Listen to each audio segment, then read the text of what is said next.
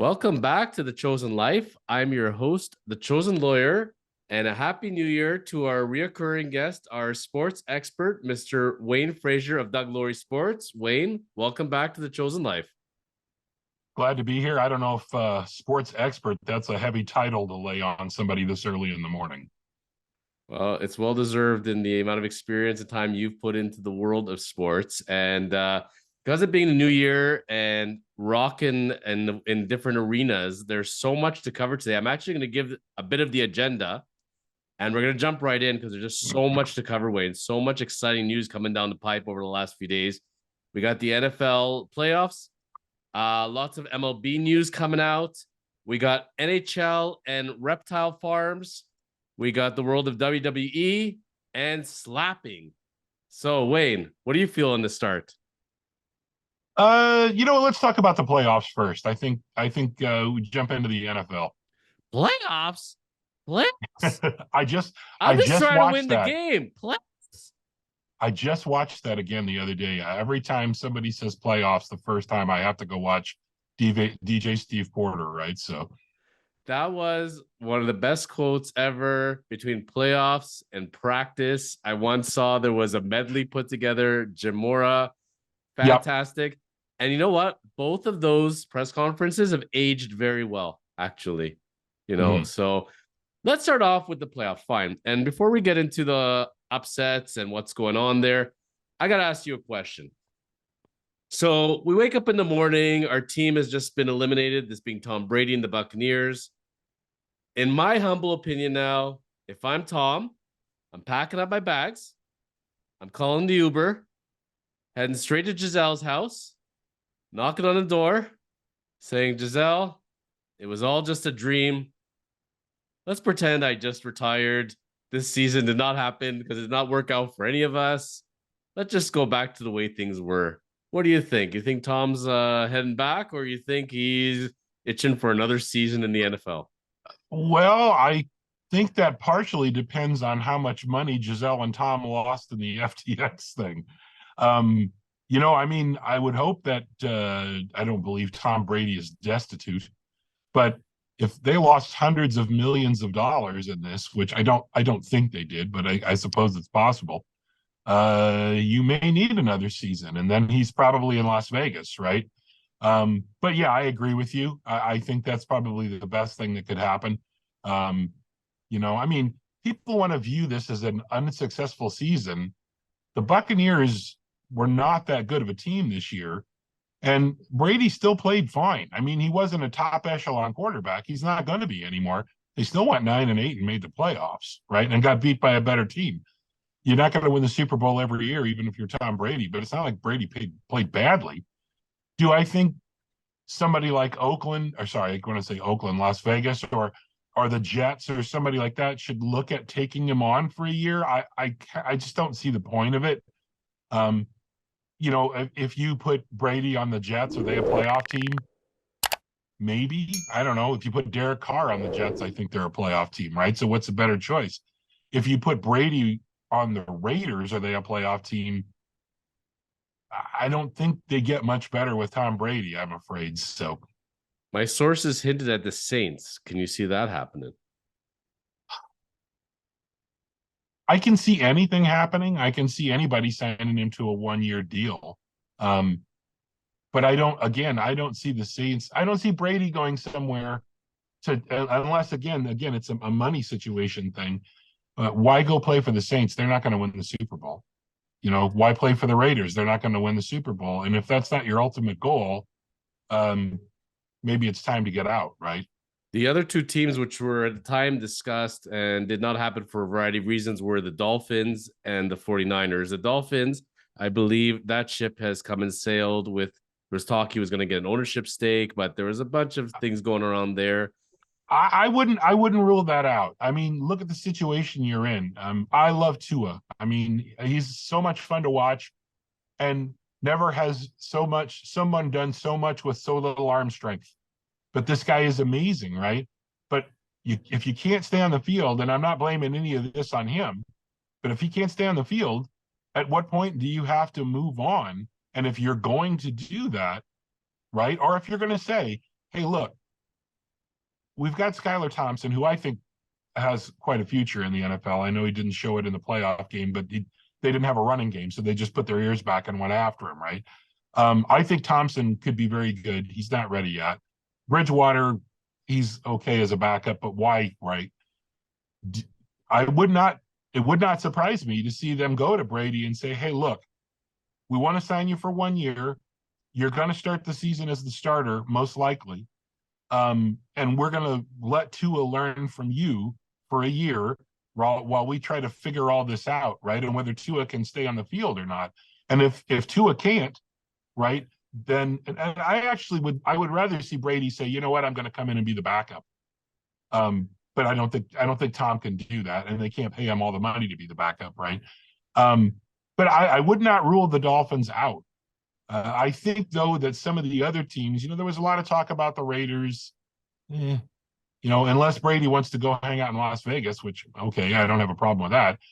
I think if there's a secondary team, I think to me it's the Jets.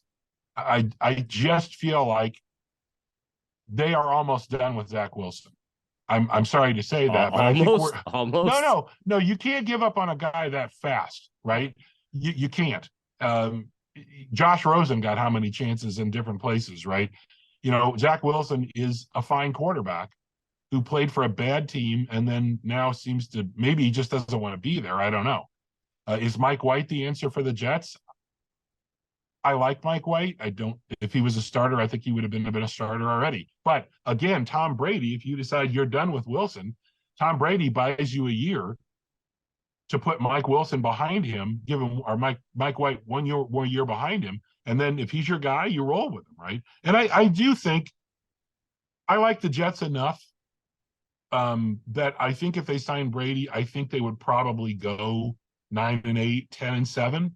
That's probably enough to get them in the playoffs. Are they going to go anywhere beyond that? Probably not. But for 1 year and for hey, look, Tom probably wants the advertising exposure and everything else. We're better than New York. Well, the money that him and Giselle lost, I believe, was fake money that never existed. It's not that they went and invested hundreds of millions of their own dollars. It was, we're paying you in FTX money, and it's like me paying them in Monopoly money. So that never worked out. So I think they still have the respective fortunes. But, from Brady's perspective, I think he's already this deep. He took a non-team into the playoffs. So he's probably saying, I got to give another. I can't leave like this. So I think he's going to do another year as well. And correct me if I'm wrong, having watched enough Bucs games this year, doesn't every team have to have a running back? Like, it seems like there was no running game whatsoever there. Like, he attempted 66 passes. Like, what is up with that, Wayne? Well, look, Leonard Fournette is, I like Fournette a lot, right? But it doesn't seem like that the Buccaneers can, can commit. And everybody else they've brought in just hasn't been very good. Guys left, other guys came in. You had Keyshawn Vaughn, you had Ronald Jones, and all these guys, right? I mean, they'd almost be better to go back and sign Cadillac Williams. He's 45 years old. Let him and Blunt run together, right?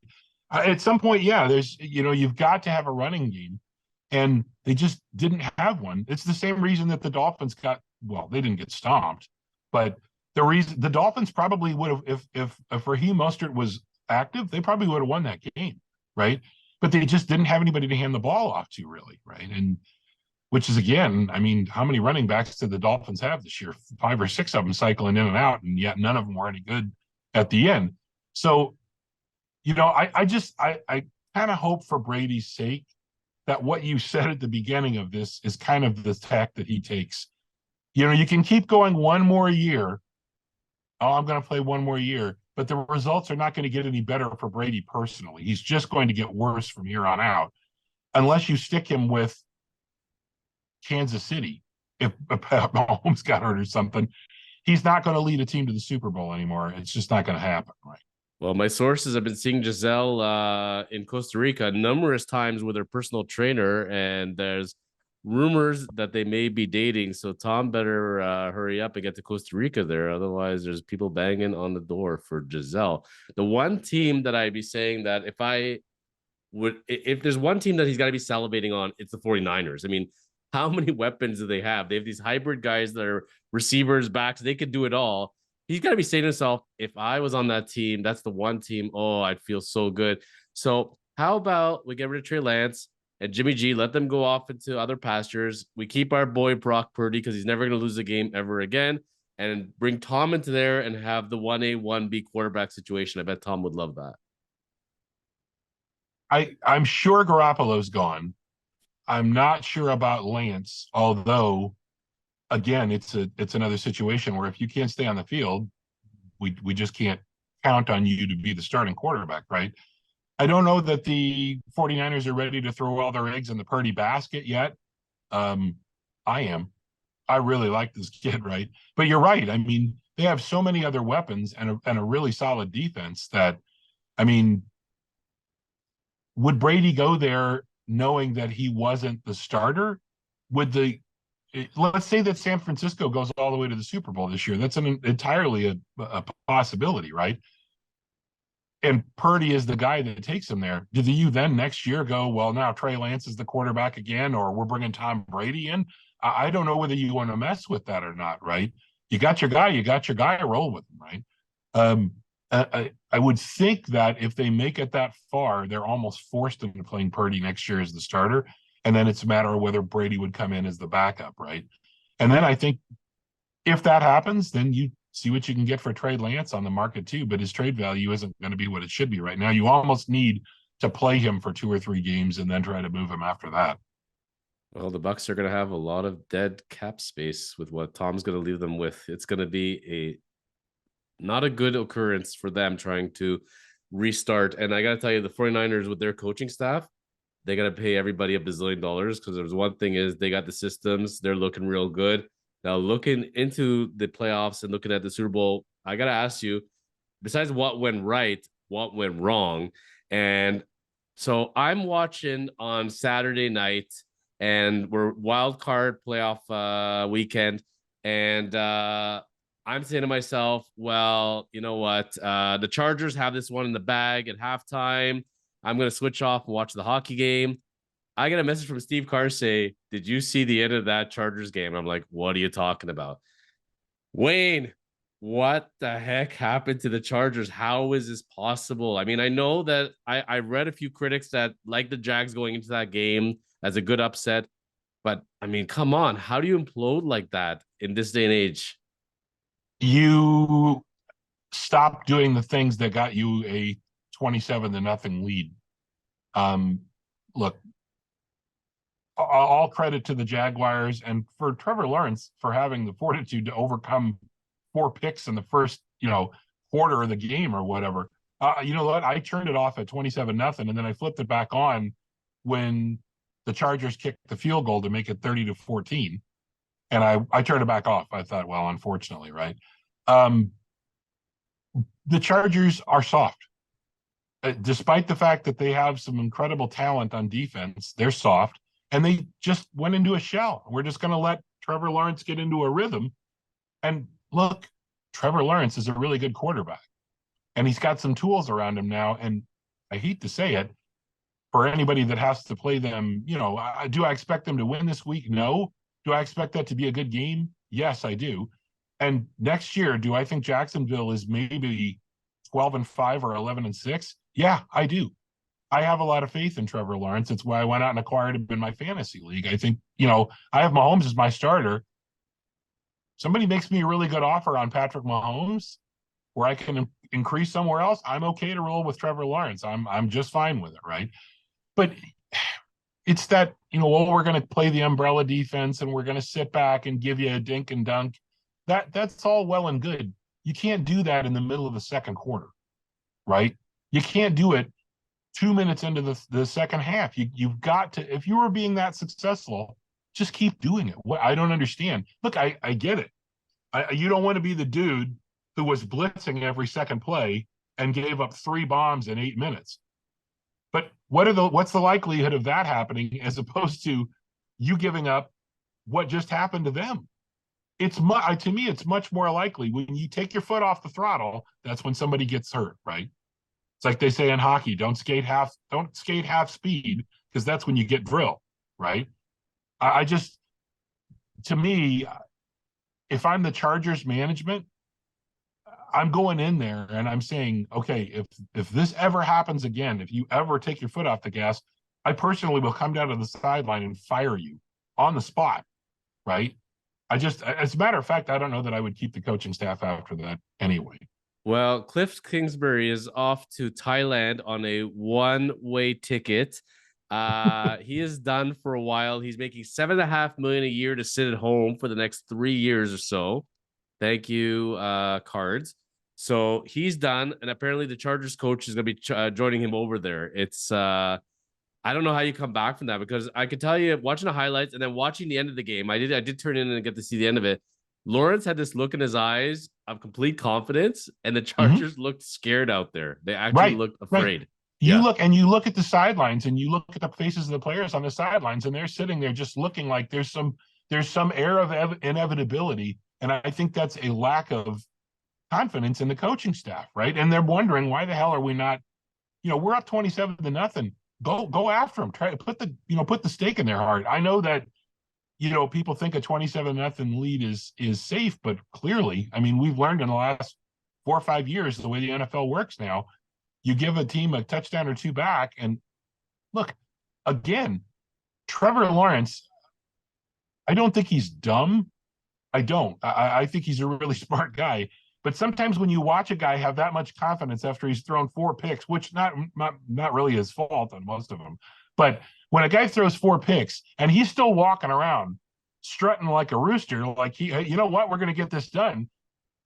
All the rest of the guys around him go, either you're insane or you know something we don't know, and we'll take the latter one, right? That whole team just looked like, 27-0. Well, you know what? We'll get a couple scores and we're back in it.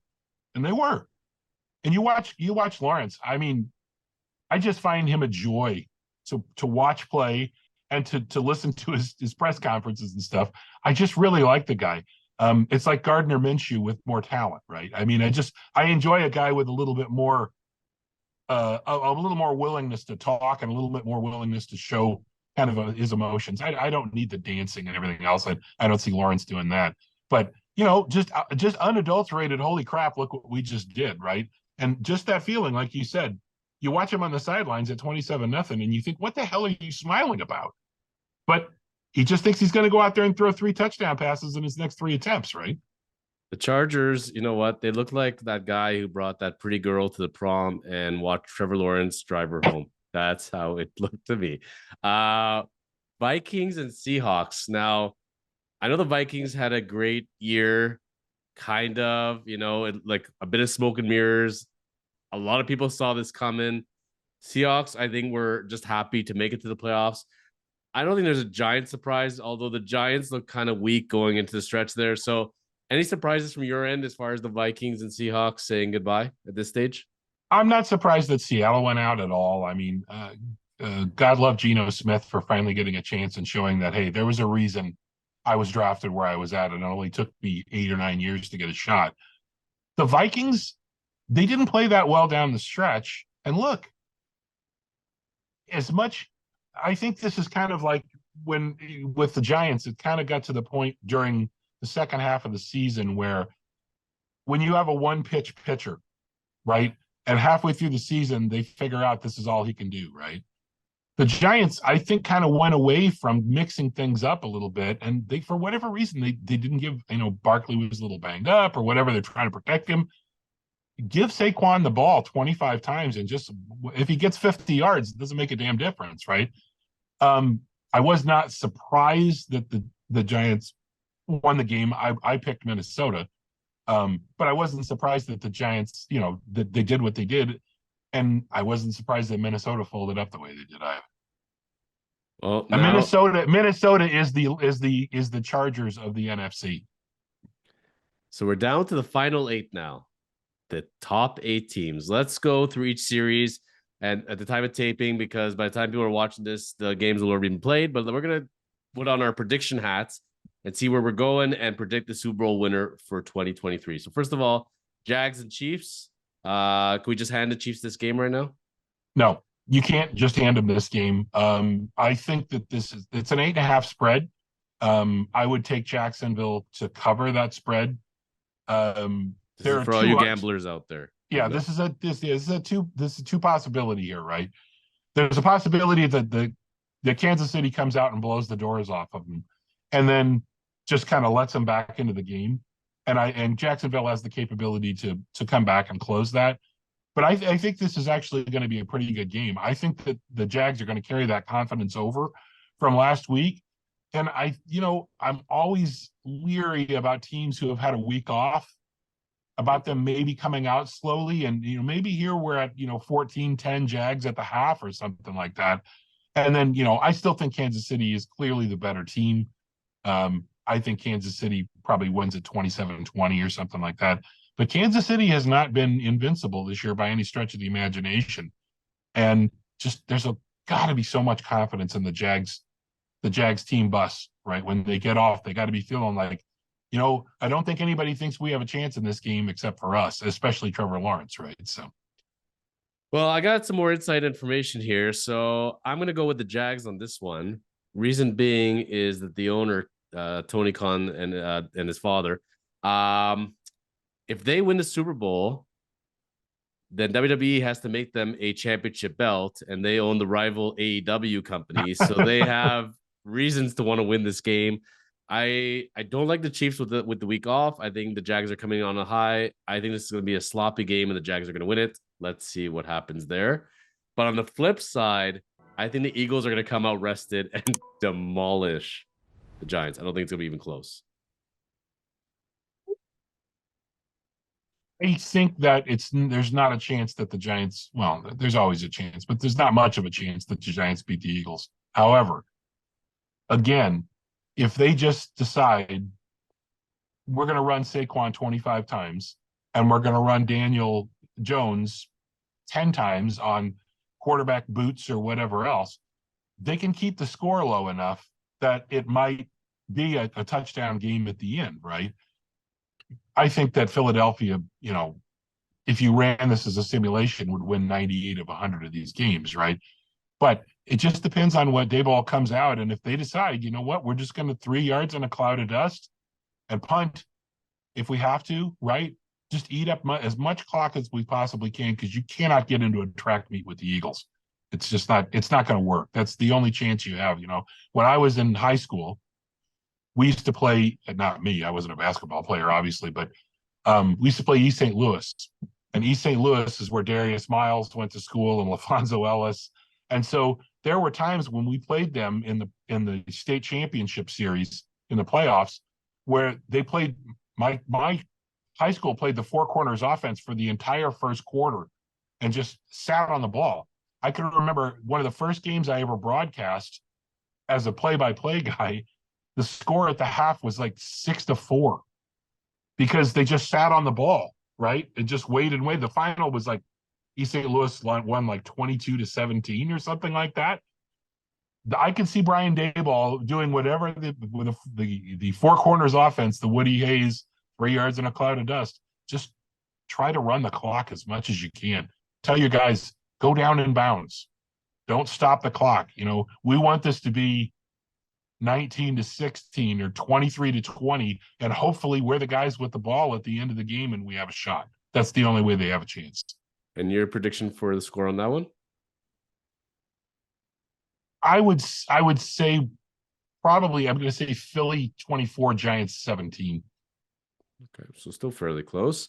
Yeah. A game which I got no visions on. I know where I have to go with it because of the Toronto connection. We got the Bengals and the Bills. You knew this was inevitable that they're going to be meeting. It was destiny. Here we are. First of all, what city is this one getting played in, Wayne? And where do you see this game going? So my understanding is that is this one in Buffalo or is it down in Atlanta? Good question. That one I cannot answer you because of how everything worked out. Well, I read that they said that if Buffalo and Kansas City advanced, that they would be playing in Atlanta on the 29th, and that would be the neutral site game, right? Mm-hmm. So I'm assuming that this is being played in Buffalo. I'm just going to stall for time for a second while I look at this, because we have to know this. We can't be wrong, like I was the other day about that other thing. Let's see here. Yeah, Seattle. It's It at is Buffalo. Buffalo. Yeah, that's what I thought. So that next week, if Buffalo and Kansas City advance, then that will be played. I think they said in Atlanta, but this one will be in Buffalo. And to me, if you got to go into Buffalo in January, not that Cincinnati isn't a cold weather team. It's not boiling Buffalo's hot got in Cincinnati right now. yeah. But you're going with Buffalo on this one? Yeah, I think I have to take Buffalo. As much as I would like to see Cincinnati go, I think Buffalo probably wins this one.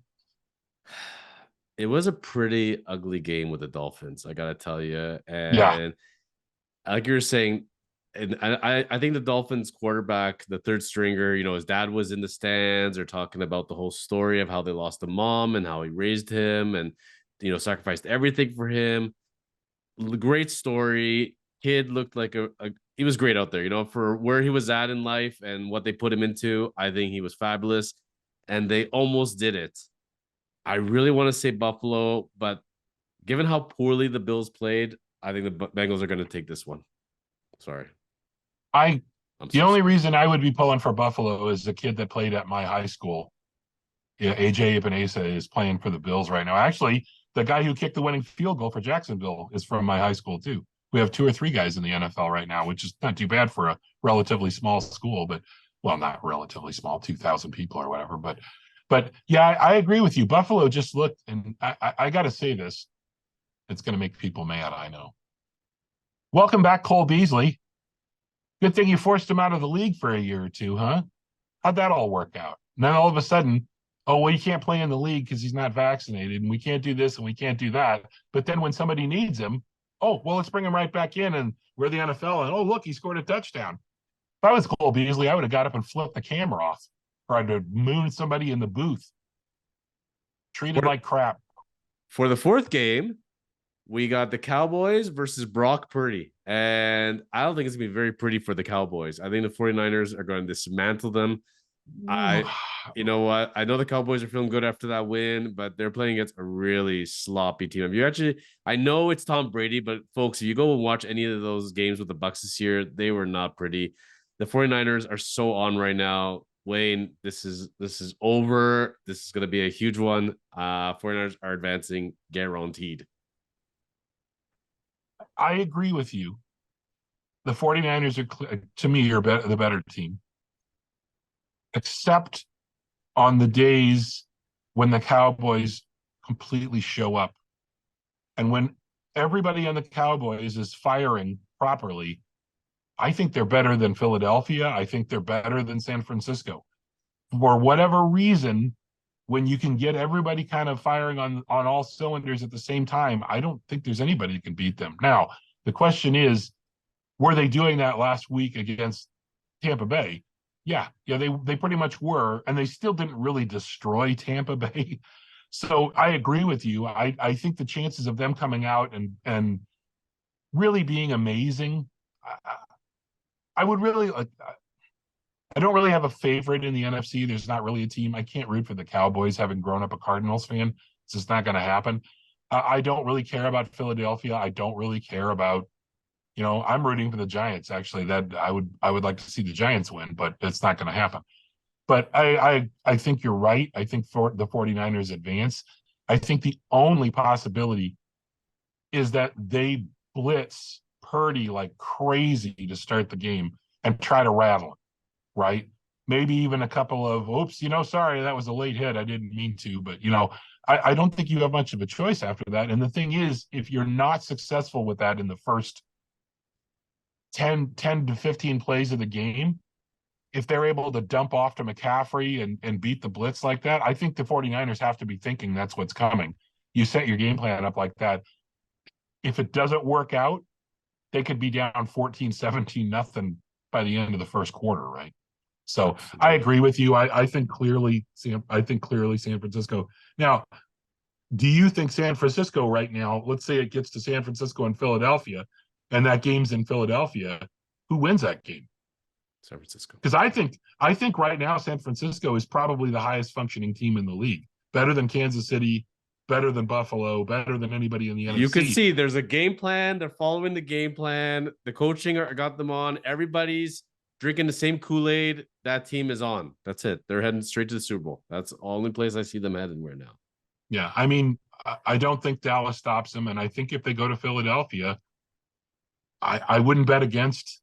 I wouldn't bet against San Francisco. I would imagine that that's probably going to be a field goal game for the point spread, even being in Philly. Maybe a 2-point game, right? So, hey, how about they having any kicker auditions for the Cowboys this week too? 4 extra points. Holy laces cats. out, laces out, laces out, laces out. It happens. It happens. Sometimes you just, something goes wrong in your head or whatever else. God, you can't do that this week. I told him don't watch Ace Ventura before the big game. I'm telling you, I think that freaked him out. So who are the 49ers going to face in the Super Bowl, Wayne? I think it's Buffalo. I think they play Buffalo in the Super Bowl, and I think the 49ers beat them. Assuming they don't get anybody hurt, assuming Purdy can stay upright for the next couple of weeks, I think they beat him. And what a story is that if Purdy wins the Super Bowl after being the third stringer, 2 months ago? Nobody, I mean, we talked about it at the last podcast. Who the hell knew who that guy was, right? I mean, like, I haven't looked through my boxes and boxes of hockey cards behind me here from the last year or two. I assume there are some Brock Purdy rookies in there. I got to start digging, right? Because now they'll be mixed in with the other. They'll be mixed in there. I'm sure they are. Now, when is Chuba available to be drafted? I think he's got one more year. I think he's got another season. Yeah, one more at Nebraska, right? So, he's going to be drafted 1,000% in the first round. I'm telling you right now. I'm seeing 49ers and Jags. Don't ask me why. And 49ers are going to win the Super Bowl, and Brock Purdy's going to be celebrating like no tomorrow. And hopefully Tom Brady will be joining him next year in San Francisco. Turning over to the world of baseball now. We're going to go there, and we're going to talk about the white elephant in the room. So, Wayne, you put together a baseball team and you look at these crazy contracts, and then people are getting $100 million, $200 million, $300 million contracts. And starting pitching is such a premium that if you're a 42-year-old Cy Young Award winner, you're getting $30 million a year. What if I can get you a former Cy Young Award winner still in his prime and almost guaranteed to come in and be your ace, and all you got to spend is $700,000? How does that sound to you? And he's young. Not bad, as long as it's not attached to one name, I think everybody out there is jumping on it. Well, it is. And a man who is not convicted of anything and will tell you that all day long is a man by the name of Trevor Bauer. So, Deshaun Watson has a contract and he has a team to play for, and he's a starter. Deshaun Watson is playing in football. Everybody seemingly gets second chances no matter what. Is it because of the allegations or his personality or how he rubs teammates the wrong way, or is it a bit of everything with Trevor Bauer? Like, seriously, like, even as he came out now, I think you could say he came across a little smug and self-righteous, and a team signs him in Major League Baseball and has him show up to spring training. I don't think he's going to come and be very humble. I think he will come and do the strut, the Vince McMahon strut for sure. So I got to ask you, Wayne, is Trevor Bauer going to be pitching Major League Baseball in 2023? And if he is, with whom? Yes. Although maybe not at spring training. I think it's entirely likely that maybe some team signs him during the season. Mm-hmm. Because they don't want the distraction during spring training and everything else. If I'm picking somebody that I think would be in that situation that might be kind of on the playoff cusp, seems like a Yankees kind of thing to do to me. I could see the Houston Astros bringing him in. I don't think Texas will probably be in that situation, although I think the Rangers are a possibility also. The only other way I think it happens is if it's like somebody say like Florida or Miami or whatever, somebody down there that's kind of out of the radar, Oakland or somebody like that. I could see Oakland bringing him in, giving him a chance to sort of rehabilitate his image, and then trading him at the trade deadline for a ransom of stuff. Makes a lot of sense for them. You know, I'm not going to say I'm a Trevor Bauer fan. I don't think there's anybody who's maybe a Trevor Bauer fan now except Trevor Bauer. But if the goal of the game is to win, Trevor Bauer would help you do that most likely. It's just a matter of whether you feel like you want to possibly upset the apple cart chemistry of your clubhouse, right? So you're a team. We agree he should not be in spring training. Let's get rid of the distractions. Fine. We're not going to make him available for any press conferences. There's no need for that. The clubhouse is big enough. We can find a separate quarter locker, maybe put him with the 26 guy over there. There's ways around this up to a certain degree, certainly, as long as we keep him to himself as much as possible and focus on his start dates. Now, if you think about it, like the Rangers, how much they spend on starting pitching, for example, Houston having just won the World Series, San Diego trying to go all in. You put him into any of those situations from a talent point of view, he's the guy who puts you over the top. The team I could really see are the Jays as far as the need goes from a talent standpoint. But for the political climate, I'm going to say that Nope. in a nice way. Nope. There's no It ain't happening. chance. There's no chance Toronto's going to do it. Miami, having a female GM, Kim NG running. I can't pronounce. I don't know if it's Eng or Ing. She is not going to sit down with Trevor Bauer. I can't see that happening. Houston, I could see because I think the political climate in Texas is a little more freewheeling, I guess you can call it. And San Diego, like waving guns as we're driving through our pickup trucks, I can see that Trevor Bauer fitted in quite well over there. But San Diego as well, really screwing the Dodgers being in the division and the competition there. I feel like San Diego, like this will put them over the top. I can see it happening. What I cannot see happening is him not getting signed at all. Yeah. There's way too much talent. The man did not go to prison at the end of the day. I get where we're at in our society, correctness this day and age, and a lot of teams will shun him and don't want that media attention. But I don't know, Wayne. Deshaun Watson's playing, Trevor Bauer's playing. That's all there is to it, and a discussion for me. I agree with you. It doesn't really in this discussion what's right and what's wrong doesn't play into it. What plays into it is some team going to say, "Hey, we need a starting pitcher," and this guy's definitely going to slide in as number 2 or 3 at worst for us for not much money, and will probably pitch his ass off for the rest of the season. He will be so laser focused to try to rehabilitate his image and get a contract somewhere else. The only way I can see this going south from the standpoint of the team that signs him is you're just going to have a constant barrage of negative press. Oh my God, I can't believe you signed these guys. To me, what I wish that would happen is let's say it's ESPN that's dumping all over the Houston Astros for signing him. I would just find a PI and dig into the private lives of the Sports Center anchors. And then when the question came up, I'd be like, didn't you have a DUI like 3 years ago? And didn't you cheat on your wife? And didn't you do this? Maybe shut up and fix your own house, right? Again, I'm not a Trevor Bauer fan, but he's got to get signed somewhere this year, and he's probably going to pitch in the playoffs. I got your solution for you. You just inspired me. He's got to go to the Padres because every time they're going to bring up Tatis and what happened with him, they're going to say, Trevor's right over there, actually. Trevor Bauer is your perfect Trojan horse to distract away from Fernando Tatis. There you go. When you said San Diego, that's kind of where I thought you were going.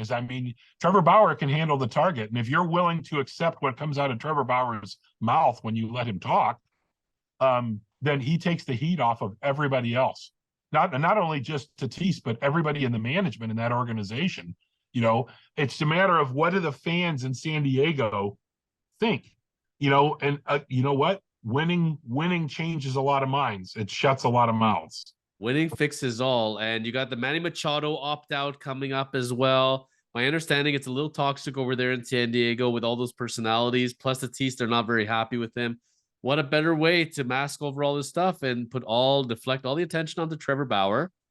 In the meantime, all he's going to do is come and be 19-2 with a 1.9 ERA. So should be interesting where he ends up. Let's not go that far.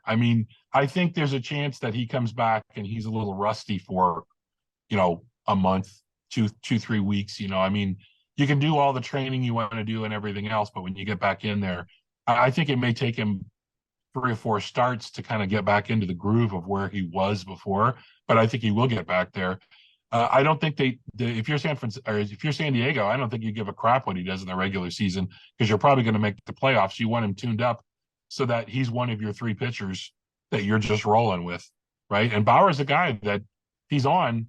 Hell, you might get a complete game out of him twice in a week, right? I mean, he's that kind of guy. So playoffs. And the other team I would bring in is Cincinnati, having won the Cy Young there and apparently having a good relationship. So there's options for him. Maybe he'll go to Pittsburgh, lay low over there. There's so many teams. The Mets and Yankees came out and said they're not touching him. But we'll see. Again, it's all it takes is one injury in spring training. All it takes is one hole. Your fan base rapidly wants to go to the playoffs. It's a long season, 162 games. Somebody's going to take him. That's all there is to it. And a discussion. And don't tell me that the Mets are not going to be interested in Trevor Bauer if they're not playing at the level that they should be playing at, and they get an injury in the starting rotation, and you've spent, I don't know, $85 billion over the course of the last little while. You're not going to take Trevor Bauer on to get the New York media off your back in terms of how the team's performing. Hell, you could sign Bauer for exactly the reason you just said for San Diego. Here's your target. We don't want to talk about how bad we're playing right now. Talk to Trevor Bauer about him being back in the league, right? Interesting. I like that reasoning, actually, and I think that would actually be really conducive in New York, and I can see the Mets over the Yankees, although they said they're not going to touch him. The only problem will be with Trevor Bauer to sign with the Mets is passing that physical after Kumar Rocker had an issue, and now Carlos Correa. As we segue into Carlos Correa, Wayne, what the heck happened with this? I mean, you got the top agent, Scott Boras. This was an absolute shit show. Seriously, between the Giants fiasco, then the Mets swooping in, going back to Minnesota after they gave the initial offer. How does Boras not control the narrative here? Understand where the Mets are going as far as the physical goes. They end up using the same doctor that reviewed the physical and denied the Giants, and now they're using the same guy for the Mets. I mean, something went horribly wrong here. Boras is blaming the Mets. If I'm blaming one person in this whole fiasco, it's got to be Boras. I mean, the buck stops with him. He's the money man. Something went wrong. The only thing I can see here, and first off, I don't know if you read Correa's little, I'm glad to be back in Minnesota tweet or whatever. Like, okay, yeah, so tone deaf. Like, come on. Like, you clearly were almost the last option available, right? And they took you back. And honestly, I mean, they got him for a reasonable price, but I would have told him to just pound salt, right? Take a minor league deal somewhere. We'll see if you can get fixed, right? The only thing I can think that happened with Boras is that there were physical issues and stuff like that, and they said, okay, well, and they may have told Boras, if you try to stick us with this, and we will never deal with you again, ever. And especially if you're Scott Boras and the Mets. I mean, the Mets are one of the teams that are going to, over the course of the next 3 to 5 years, are going to drive the market up for everybody. If they flat out said to you, hey, you stick us with this, you don't give us an out and try to shop him somewhere else, we will absolutely not bid on any of your guys over the next 5 years. Maybe Boras says, okay, well, you know what? Maybe Carlos needs to go back to Minnesota then. But after the Kumar Rocker fiasco over there, the Mets already were seen as a sensitive team in accepting physicals. The Mets call you up. Like, if I'm Scott Boras now, and I already knew this without being Scott Boras, right? And they're saying, hey, I heard about what happened to the Giants. We'd love to take him. Fantastic. So what happened with Kumar, and how do I ensure that you guys are not overly sensitive on physicals? You would think that you would talk through these issues before agreeing to a deal, knowing what they are, and it ended up blowing in their face. They might as well just been negotiating with the Giants the whole point. There's no point in bringing in the Mets. I think it's entirely possible that they did have those discussions, that Boras did have that discussion with the Mets, and then the Mets just said, it's just not going to work. we've had this physical, and yeah, you think it's this, but it's clearly that, right? Now, it's a little weird that the Twins then feel like, okay, well, we can gamble on him here. Maybe whatever and I think maybe it's also possible too that Boras had so much egg on his face that when the Mets stepped in and said, hey, he just was like, okay, let's see what happens here. We'll roll the dice, because he had to figure, no matter what happens, he has a shot at getting he's got a shot at going back to the Twins, or somebody's going to give him the deal that he got from the Twins. So maybe if the Mets give him the contract and he passes the physical with the Mets, all this goes away, right? Because he looked like an idiot with the Giants, right? So absolutely. But you know what? I think out of the three teams, the Twins ended up giving the biggest contract relatively as far as the guaranteed monies goes. He's already played there. He has the comfort level there. I think they did the smart move, obviously, to swerve around to them. The Twins end up giving more money than in the initial contract offer. But if there was concerns with the physical end, I think in hindsight, negotiate with the Twins, pull out more money, take the lower contract, but less years, stay where you've been at day one. That would have had more better look to it than shooting for the stars. This feels very much like real estate law, Wayne, where you go and you put an offer on a $10 million mansion, but you put a conditional on financing, conditional on a home inspection. And really, this was a home inspection that didn't go well, and they walked away. So there was no guarantees when you agree in principle until the inspections are done. This ain't over, and this goes to show you.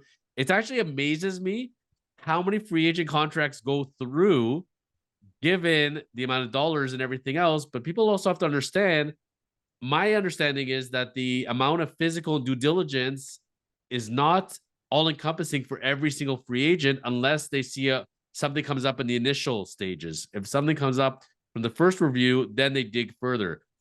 I don't think every free agent, when they go to do their medicals and inspections, they run the gauntlet of CAT scans and MRIs and X-rays. They don't go through everything with everybody. I don't know if you've heard differently. I don't know that they, let's say that Vladimir Guerrero or whatever else they were trying. Let's say they were going to make a trade or something. I don't think that the other team's going to go, well, we're going to hinge that trade on him having a CAT scan and an EKG and everything else.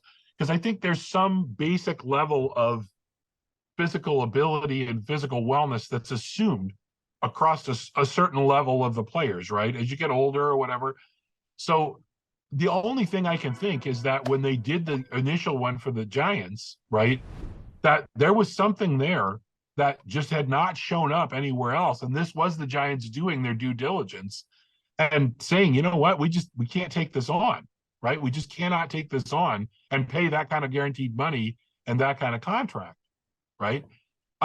It's hard to believe, though, that if you're willing to sign a guy for, I don't know, 10, 20, $30 million a year for a number of years, that, yeah, you're not basically, stripping him naked and putting him on the stress test and poking and prodding and doing everything you possibly can do, right?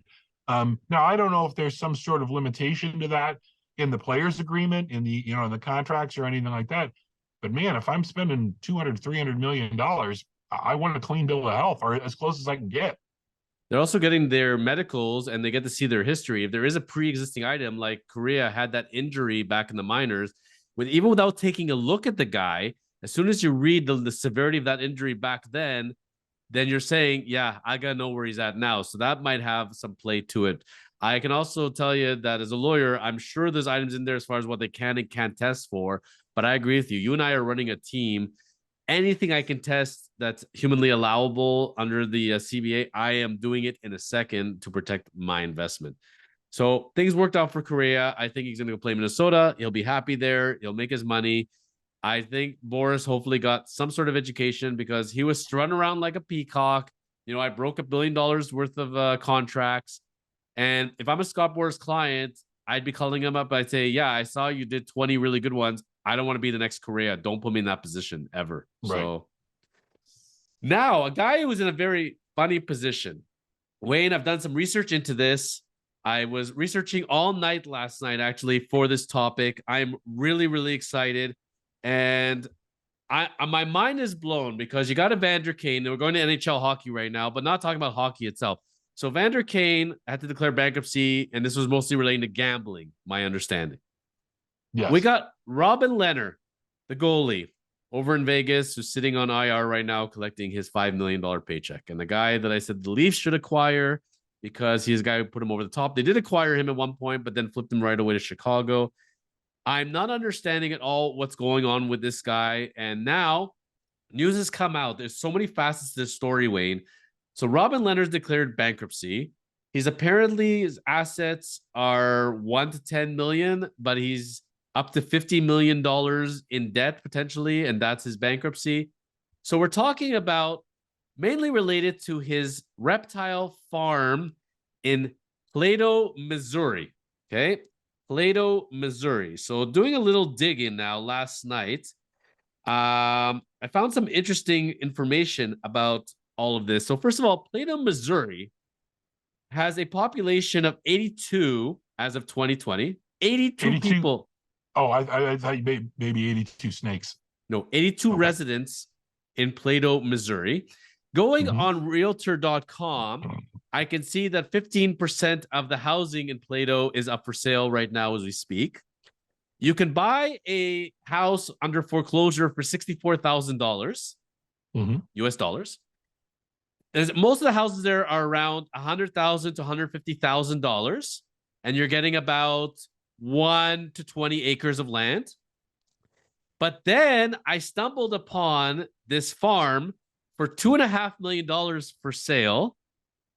It has a done-up kitchen to the nines. In its bedroom, it's got a treadmill. I think we found Lehner's farm. I think it's up for sale for $2.5 million in Plato, Missouri. Now, to add to all of this, so he gets this farm going, this reptile farm in Plato, Missouri. Don't know why he's over there. He buys $1.2 million in exotic snakes from an individual. Turns out that individual was murdered by his wife. Now the estate of the snake farmer has claimed that Lehner has not paid his bills on the snakes. Plus, he stole some anacondas from the snake farmer. Wade, you can't make this stuff up if you tried. What is wrong with Robin Lehner? I know he has mental health issues and he's overcome a lot, but $50 million in debt, snake farms in Plato, Missouri, with a population of 82, stealing anacondas, murdering farmers. Why is he involved with all this, Wayne? So first off, let's not snake shame. Okay. Some people are really into reptiles. I'm not really into reptiles, but let's not snake shame Robin Lehner. I've watched South Park. I know some people like snakes. Absolutely.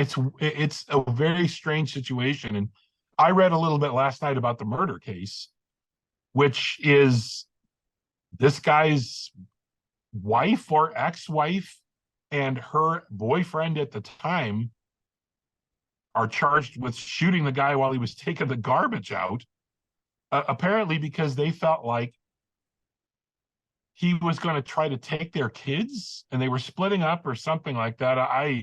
And he had the money to do it. Apparently this guy, he had 1.2 million from Robert Lehner, who he was pretty damn successful and he was looking to sell the business. Right. And the thing I don't quite understand though, is that, so I've seen the 1.2 million.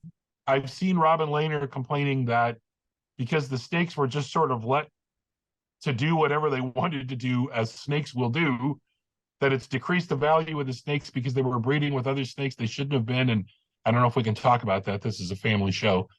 But how do you get to 50 million? Like $50 million. Well, hold on. Robin Lehner had the farm in Plato, Missouri, with the population of 82.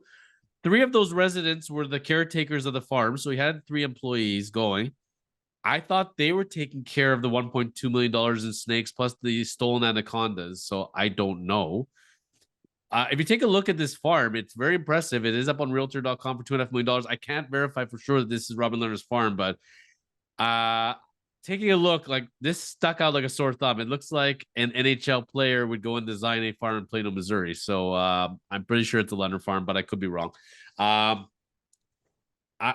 first of all, how do you even end up in a place like this? And second of all, as an HO goalie, and then making your contract money, why do you put that kind of money into snakes? And what was his game plan there? I can only think, like I said, from what I read, it looked like there was some sort of discussion that Lehner might buy the entire business, right? And you know what? If you're a guy who's got a fair amount of money and you have a love of reptiles or whatever else, that's a legitimate business, just like anything else. But I think that, if you're going to be as charitable as you possibly could to Lehner, I think maybe he just got into a situation where this guy was mixed up in some other stuff, and his wife and that ex-wife and her girl or boyfriend took the guy out, and now Lehner's kind of caught in all of that, right? Now, how he ends up in Plato, Missouri, which 82 people is, not a lot, but it's not the smallest town in that area either, I guarantee you, right? It's only 20 miles from Fort Leonard Wood, by the way, which is one of the biggest bases in the United States. That's a huge military base. So there's a lot of people in that area, but there are lots of little towns like that too, right? My guess would be if you found that farm there, that is the farm, because there isn't going to be another one like that in Plato, Missouri. I mean, it's not that far away from where I grew up, right? So, the question is, who the hell is Lehner's financial guy? How does he not looking at all this? I guess Lehner's financial guy is Robin Lehner and his wife. The people named in the suit were Lehner and his father. Father. Yeah. Uh-huh. Is this a Jack Johnson situation, right? So Evander Kane had his issues.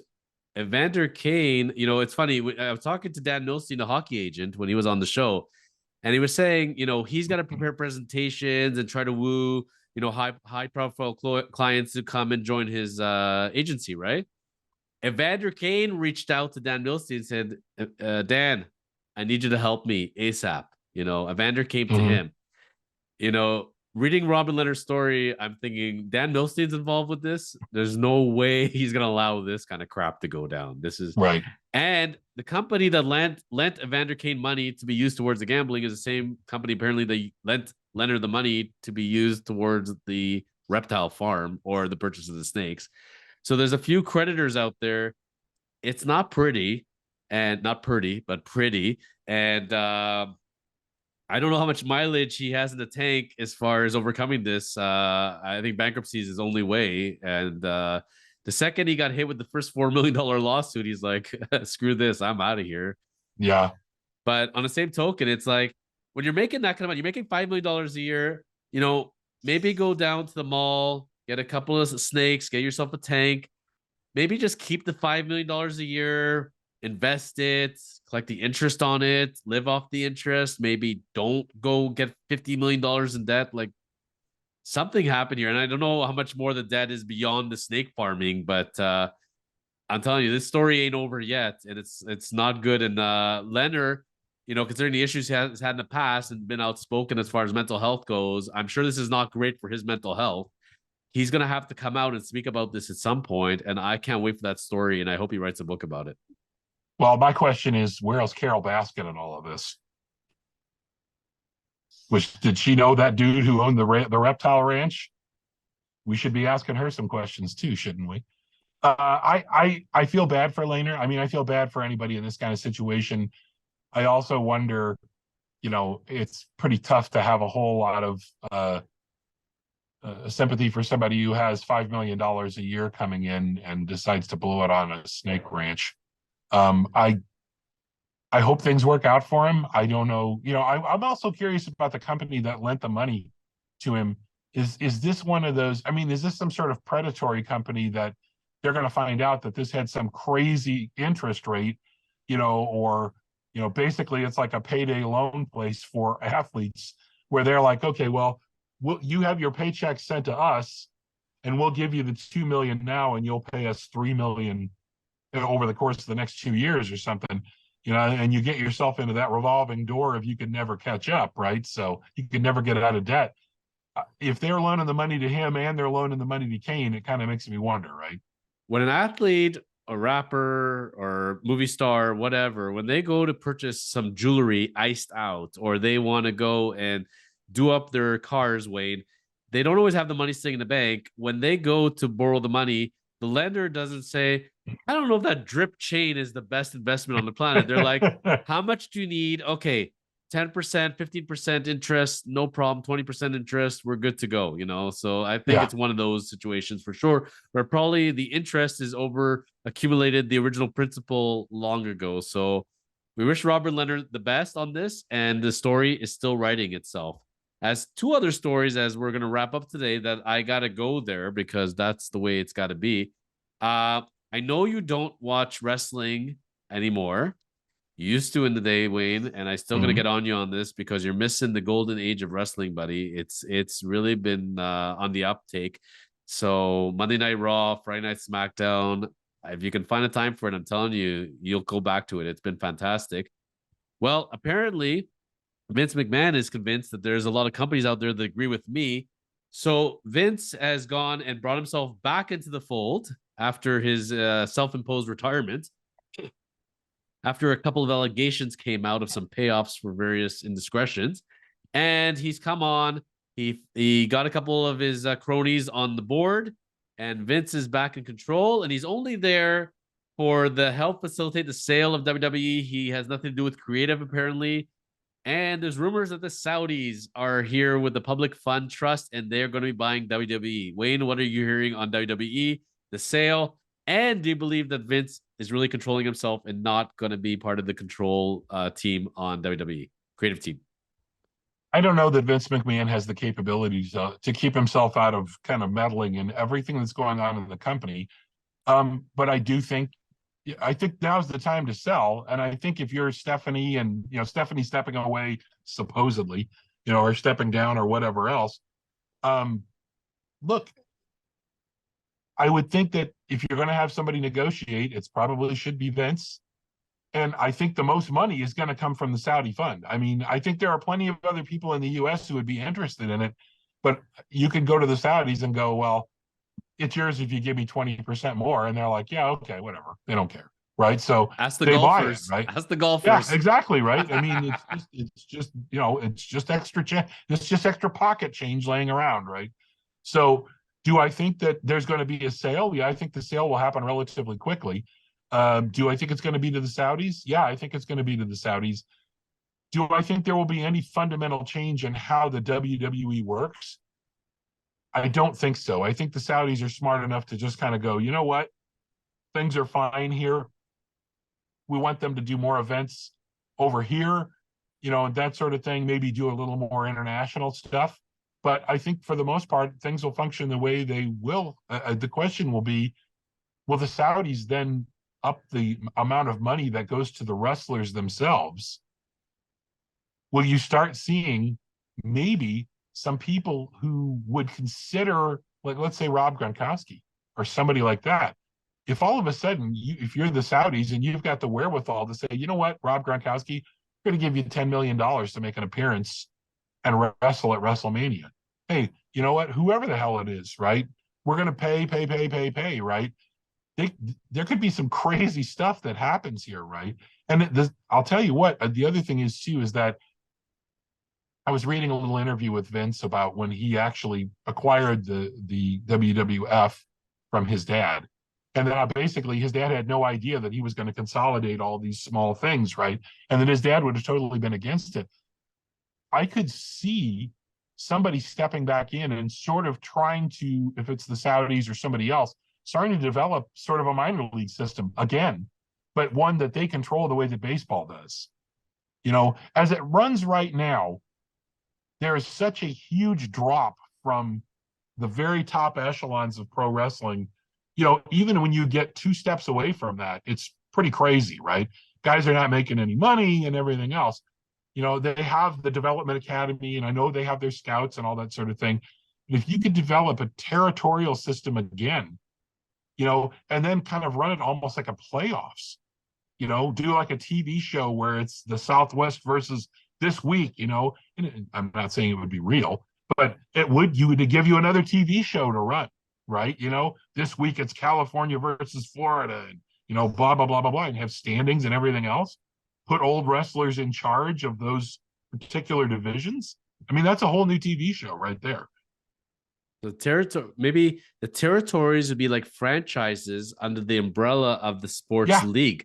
Because back in the day, each territory was their own league. Like they ran their own shows, and WWF, which was WWF before it became WWF, and then had to change it to WWE. They were in the New York territory, and then you had the Atlanta territory, the Cincinnati territory. There were all these territories. And then Vince McMahon Jr. comes and just takes over everybody and consolidates and just wiped everybody out, basically. But I could see WWE being like a franchise and having the different areas, territories as sub franchises. That would be interesting for sure. Now, would Vince, you think, make it a condition that, okay, Saudis, you're going to pay 28% more than everybody, but you got to put me back in creative control? Do you think he'd make that kind of demand, or do you think we're past those days? I don't think so. I think he's beyond that now. I think he's at a point where he realizes that, you know what, let's just get this done. Let me hand it off to somebody else and go from there. I don't think so. I mean, far be it from me to predict what Vince McMahon is thinking. But I kind of feel like, and I also kind of feel like, too, the moment that the sale is done, I think Stephanie comes back in. The only one issue I'm going to end this topic with is talking to Dawn Pappas, who was on our show a couple weeks back, and she used to work for WWE Canada, and she was in the music industry before, but she came into the world of wrestling, and she was helping with PR and organizing events, etc. And she was saying it's literally like a circus. Everything is a work, so you never know for certain. Like, for example, we're talking about this now, so they've already achieved their job. They're already bringing Vince in. Is Vince pushing out Triple H and Stephanie? Real life to fantasy is all blurred. The Saudis are going to come take over the way the Germans brought the power plant in The Simpsons. You never know what's real until it actually happens. Everything could be a work. Everything could be fake or news or kind of real, and they blur the lines of fantasy reality. But it makes for a great conversation. It's definitely a great soap opera. Well, I think that you used exactly the right term there at the end, soap opera, right? I think that's one of the things that actually has been missing from wrestling for a little while, is that there were instances where things that were completely outside of the ring would you be talking about Vince McMahon, and I don't want to, not necessarily about indiscretions or things like that, but is Vince going to do this? Is what's going on with TNT and and all this kind of stuff. There was a lot of that kind of stuff going on too, and it kept things in the forefront. People were talking about it outside of wrestling. They were talking about it in a business sense. Do I think the Saudi angle is a work? No, I don't. I think WWE is actually going to be sold. But is Vince creating this sort of, I can't believe he would sell to the Saudis. Why would he sell to the Saudis? Yeah, I think he's playing that up. Do I think Stephanie left because there's some sort of rift between the two of them? No, I don't think so at all. I think it just means that Stephanie doesn't need to be there right now. And it's just another angle. Do I think she's not involved? I think she's probably still involved. But yeah, then the Saudis bring her back, and it's part of the work. Like, look, now the first thing we're going to do is we're going to bring Stephanie and Triple H back to run the show because that's who should be running the WWE, right? Well, that looked great, but it's probably been the plan the whole time, right? So Stephanie, go take a nice vacation, and we'll see you in 3 months or 6 months, right? Well, to end today's episode, we're going to talk about one last soap opera. And we talked about Trevor Bauer. We talked about WWE. So let's talk about the UFC and Dana White and his soap opera right now. And you can't write a weirder script because this is a thing. So after I watch wrestling most weeknights, there's a program that comes on afterwards, Wayne, and it's called the Professional Tag League. So you remember when we were in grade school, grade 1, grade 3, we were playing tag, in the recess at lunchtime, right? So there is a professional tag league out there, and you have these athletes training for tag, and there actually is a sport as this. Well, Dana White said, you know what? I like this kind of stuff so much, I'm going to create what's called the Professional Slapping League. And so that's about to launch. And there's all these rules that you can't do running start as far as, the momentum of the slap. And so you're going to have these professionals, like it's already been going on, these slapping competitions. Dana White feels this is going to be a league and this is going to be huge. And right before the launch of his professional slapping league, him and his wife were caught, unfortunately, in an unfortunate New Year's Mexico incident where she slapped him and then he slapped her. How, in this day of political correctness, how does this man still have a job? How is he avoiding really the fury of this? And how is the professional slapping league still going on with all this nonsense? Well, I guess my first question is Dana White still married to this same person? Apparently, yes. Yeah, then I don't know what the issue is. Am I condoning slapping your wife? No, I'm not. But apparently Dana White's wife doesn't have a huge problem with it. She's still there. Why would everybody else have a huge problem with it? I mean, it's a weird look. I don't know. I haven't seen the video of it. I don't know the full story, but from the discussion that I've seen about Dana White's response to it, it doesn't sound like it was just some sort of, oh, it's a goof thing, and she slapped me and I slapped. It sounds like it was actually, there was some sort of angry interchange there or whatever else. But to me, I read an article about, well, these are the things that they should do to Dana White. And I'm like, the person you should be asking who should do something to Dana White is Dana White's wife. Did she file any charges against him? Has she left the guy? Has she said he's a horrible person? If she's forgiven him, then I'm not exactly sure where we're supposed to go with this. If this was a WWE, I would say, boy, this sounds like a work. You're going to launch a professional slap league, and then, oh, by the way, here's a video of my wife and I slapping the crap out of each other. It sure doesn't seem like that in the way that White has responded to it, because White's general MO when somebody asks him an uncomfortable question is, well, what do you think they should do? Right. And the person seems to be nonplussed, but that's kind of the point. If you think that something should be done professionally to Dana White, why don't you tell us what? Now, I'm not directing this to you, but to the people asking questions in the press conferences, then why don't you tell us what you think should be agreeable? Should he get a suspension? Should you make him step away from this or that? And then why don't you call Dana White's wife and ask her the same question and see what she says?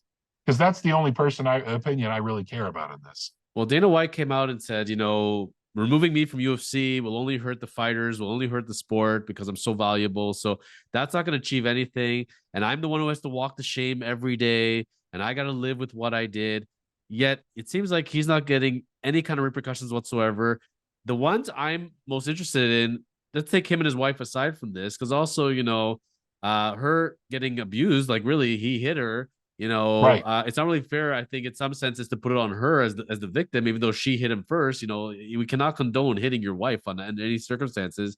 And it was bad. I know they're both in a drunken stupor, borrowing Rob Ford's language, and it was New Year's and they got out of hand. But if I'm the UFC, I'm suspending him immediately and investigating. They did none of that. I have an issue with that. I think they at least show politically that you're at least taking ownership of this. They are not. And then you got TBS, and they're about to broadcast this new league.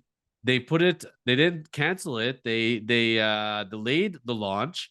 But if it's anybody else but Dana White, this thing gets canceled. Yet it feels like it's just going to blow over and nobody seems to care. Yet people have done a lot less than him and have lost their careers forever. So it's almost like, immunity. And I don't understand why he has that much power. Well, I guess maybe it's the fact that he is most visible for a league where people beat the crap out of each other unmercifully. I don't think that there's necessarily a huge domestic violence policy with the UFC or anything like that. I don't think they had anything in place. And so here you are, this happens, right? And now you're going to come out and say, okay, well, we're going to suspend him and everything else. And Dana White's going to be, okay, show me where in the policy it tells me that this is part of the deal. I'm not saying they shouldn't do it, but I am going to say that it may put them in an awkward position in terms of legal, if he has whatever his contract has or whatever else, right? Because one of the things I read, I'm not a UFC follower, but I read that apparently they don't really have much of a contract that way with the fighters, probably because if they did, they would be dealing with crap like this all the time, So you've got other issues going on, and they're like, okay, well, you shouldn't do that or whatever else. And then the dude at the top does it, and you're like, we really should have put a policy in place. So what I would hope is that, is Dana White going to step aside himself? No, he's not going to step inside himself. He's not going to remove himself. I would hope that the UFC would maybe say, okay, well, unfortunately, in the position we're in, we screwed up. We should have had this in place. This is what's going to happen from here on out. But then you basically have to make a decision if you're the UFC, and they have a better grasp on this than, internally than anybody else. Do they have a problem with it? And the reason that they don't have a policy is that they have a problem with it, and it would cancel fights all the time. I mean, the fact of the matter is that they have a league where the people are killing themselves, literally. They're the most underpaid athletes compared to any other sport. I mean, I think the lacrosse players make more money than them. It's unbelievable what these people put their bodies through and how grossly underpaid they are. And that's where I'm shocked that another league and startup has not really come out and called them out on it, because there's one thing that, Dana White he's good for business because he makes them a boatload of money and doesn't have to pay their athletes very much. And I think eventually this will come back to bite them at some point, where the athletes are going to stand up and say, we're not doing this anymore for this money. Are you guys nuts? And but the moment it feels like it's just going to blow over and he's getting off scot-free. And I'm shocked. I mean, we're talking about Trevor Bauer here, and Trevor Bauer was not convicted of anything, yet he's almost going to get blacklisted, and he's in the prime of his life. And here we have on tape what Dana White did. And if this is any other sport, he is gone. Like, he is gone. You got any baseball GM, president of a team on tape doing this, they are gone forever. There's not even a question. Right. They are going to get expelled forever. Not him. So I think he's getting a free pass, and I think that it's not right. And that's where I'm going to leave it at that. Wayne Frazier. That's where I'll leave it too. We'll leave it there. Wayne Frazier, we covered a lot in the world of sports today and a lot happening. Great with the NFL playoffs. It's been really interesting and really excited for the Super Bowl and looking forward for Brock Purdy's trophy coming up. And it's amazing, with athletes and where they're at and with medicals and with legal troubles. You know what? There's always going to be a story to be told. And I think we covered them very well today. So thank you very much for your insights. Thanks for having me again. Can't wait to be on sometime in the near future. Absolutely. Well, you are a monthly correspondent, and a lot of stories come up in between our tapings. And as the new year started off at Doug Laurie Sports, obviously wishing you and Doug Laurie Sports a happy new year. And everybody has the contact information for you. And you have this shop, you have the auction site, and you need sports memorabilia. Wayne Frazier's your guy. Stop by anytime, DougLaurieSports.com. And as we sign off, we pull our arms and we say, keep living the chosen life. They're still not getting any bigger. I got to start working out more. Have a great day, and we'll see you soon. Thanks, Wade.